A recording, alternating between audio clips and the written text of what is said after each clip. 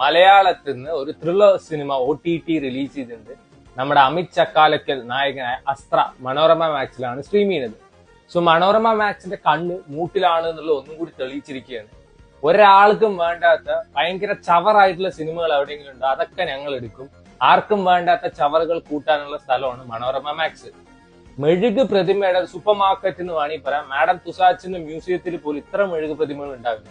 അത്രയും നന്നായിട്ട് അഭിനയിക്കുന്ന ആൾക്കാരാണ് ഈ സിനിമയിലുള്ളത്. ഒരുവിധ കുറെ പടങ്ങളുണ്ട് ഇപ്പോഴും നല്ല സിനിമകൾ OTT റിലീസ് ചെയ്യാത്തത്. അതൊന്നും ആരും എടുക്കില്ല, എസ്പെഷ്യലി മനോരമ മാക്സ് എടുക്കുകയില്ല. സോ അമിത് ചക്കാലക്കലിന്റെ കുറെ പടങ്ങളൊക്കെ എനിക്ക് പേഴ്സണലി ഇഷ്ടമാണ്. എനിക്ക് പേഴ്സണലി ഇഷ്ടമുള്ള ഒരു ആക്ടറാണ്. ഈ ഇടയ്ക്ക് തേര് പറഞ്ഞിട്ടൊരു പടം യൂട്യൂബിൽ ഇറങ്ങിയിട്ടുണ്ടായിരുന്നു. ഇതൊക്കെ വെച്ച് നോക്കുമ്പോൾ ദാറ്റ് ഈസ് മൈൽസ് എഹെഡ് എന്ന് വേണമെങ്കിൽ പറയാം. സോ സീരീസ് ഓഫ് മേർഡേഴ്സ് നടക്കുന്നു. ഒരു ഫോറസ്റ്റ് ഓഫീസറിനെ ആരൊക്കെ വന്ന് കൊല്ലുന്നു, അതേപോലെ ഒരു SIയെ കൊല്ലുന്നു. രാത്രി ഒരു 2 മണി ആവുന്ന സമയത്ത് പെട്ടെന്ന് കറണ്ട് പോകുന്ന സമയത്ത് ഗ്രൂപ്പ് ഓഫ് പീപ്പിൾ കറുത്ത മാസ്കും ബ്ലാക്കും ഇട്ടിട്ട് തീരൻ അധികാരമുണ്ട് നമ്മുടെ കാർത്തിയുടെ സിനിമയിൽ വരുന്ന പോലെ വരും. എന്റെ വാതിലൊക്കെ ചവിട്ടി പൊളിക്കും. വാതിൽ അവർ എപ്പോഴാണ് ചവിട്ടി പൊളിക്കുക വെച്ചാൽ വാതിൽ എപ്പോൾ തുറക്കണോ അപ്പോഴേ അവർ ചവിട്ടി പൊളിക്കുള്ളൂ. അതുവരെ അവരെ കാല് പൊന്തില്ല തോന്നുന്നു.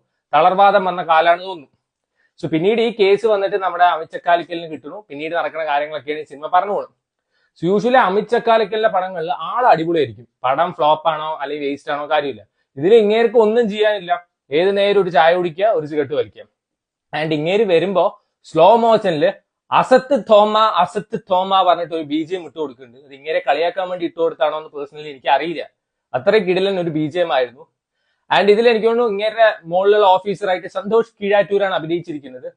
ആള് കേസ് ഹാൻഡ് ഓവർ ചെയ്യുന്ന സമയത്ത് ഒരു കാര്യം പറയണ്ട, ഒന്ന് എടുക്കട്ടെ എന്ന്. അപ്പൊ ഞാൻ വിചാരിച്ചു ഗണ്ണോ കാര്യങ്ങളോ എന്തെങ്കിലും കൊടുക്കാനായിരിക്കും പറഞ്ഞപ്പോ ഒരു ബബിൾ കം എടുക്കട്ടെ എന്ന്. എന്താ ചോദിച്ചപ്പോ ജോ ബോളിന് നല്ലതാണ്. ഞാൻ വെച്ചാൽ ഇങ്ങനെ ഇനി പോലീസ് ഓഫീസറാണോ അല്ല വല്ല ഓർത്തോന്റെ സ്പെഷ്യലിസ്റ്റ് ആണോ എന്ന്. ഇതിലും നല്ലതൊരു ലോട്ടറി എടുക്കട്ടെ എന്ന് ചോദിക്കുന്നുണ്ടായിരുന്നു. സോ കുറെ ഇതിലത്തെ കാസ്റ്റ് കിടുവാണ്. കാരണം വന്നവനും പോണവനൊക്കെ കയറി അഭിനയിച്ചിരിക്കുന്നത്. എനിക്ക് തോന്നുന്നു അങ്ങോട്ട് പൈസ കൊടുത്ത് അഭിനയിച്ചിരിക്കുന്നതാണ് തോന്നുന്നു. മുഖത്ത് ഒരു തുള്ളി എക്സ്പ്രഷൻ പറയുന്ന സാധനമില്ല. മെഴുക് പ്രതിമകൾ വരെ തോറ്റുപോകുന്നു വേണമെങ്കിൽ പറയാം. ആൻഡ് ഇതിലൊരു ഫോറസ്റ്റ് ഓഫീസർ എന്തോ ആയിട്ട് നമ്മുടെ സന്ധ്യ മനോജിന്റെ ബിഗ് ബോസിലൊക്കെ ഉണ്ടായിരുന്ന ആ ചേച്ചി അതിലേറെ കിടുവാണ്. ഫോറസ്റ്റ് ഓഫീസറിന്റെ മകൻ എന്തോണ് മരിച്ചിരിക്കുന്നത്. ആളുടെ അടുത്ത് പോയിട്ട് കൂല്യ എന്നൊക്കെ പറയുന്നുണ്ട്. എന്റെ പൊന്നി ചേച്ചി, ആ ചെറുക്കന്റെ കയ്യിൽ കൂളും കാര്യങ്ങളൊന്നും ഉണ്ടാവില്ല. നിങ്ങൾ വേണമെങ്കിൽ വല്ല പെട്ടിക്കടയിൽ പോയി ചോദിക്കും. സോ ഈ സിനിമ എനിക്ക് പേഴ്സണലി ഒട്ടും മറക്കാത്ത വൻ വേസ്റ്റ് പടം എന്ന് വേണമെങ്കിൽ പറയാം. ചിലർക്ക് ഇത് വൻ കിടുവായിട്ട് തോന്നിയിട്ടുണ്ടാവും. കലാഭവൻ ഷാജോണൊക്കെ ഉണ്ട് ഈ സിനിമയിൽ. അങ്ങേരൊക്കെ വന്നിട്ട് എന്തിനോ വേണ്ടി തിളക്കുന്ന ഒരു സാമ്പാറായിട്ട് ഒന്നുമില്ല. അങ്ങേർക്കൊന്നും പെർഫോം ചെയ്യാൻ ഒരു സാധനവും. ഇതില് ആരാണ് വില്ലൻ വില്ലത്തി എന്നുള്ളത് ആ പേഴ്സണെ കാണിക്കുമ്പോൾ തന്നെ നമുക്ക് തോന്നും. അത്രയും പ്രഡിക്റ്റബിൾ ആയിരുന്നു ഈ സിനിമ. ആൻഡ് ഈ സിനിമയിൽ ഇവരുടെ ഇൻവെസ്റ്റിഗേഷൻ ഒക്കെ വൻകിടുവാണ്. ഫസ്റ്റ് നടന്ന മേർഡറും സെക്കൻഡ് നടന്ന മേർഡറും തമ്മിൽ കണക്ഷൻ ഒക്കെ ഉണ്ട് എന്ന് വലിയ കണ്ടുപിടുത്തമായിട്ട് പറയാണ്. ഈ